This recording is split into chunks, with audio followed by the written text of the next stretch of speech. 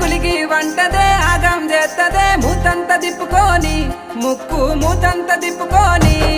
ఓ అత్తోని కొడుకు ఎద్దోలే తింటడే మొత్తోలే వంటడే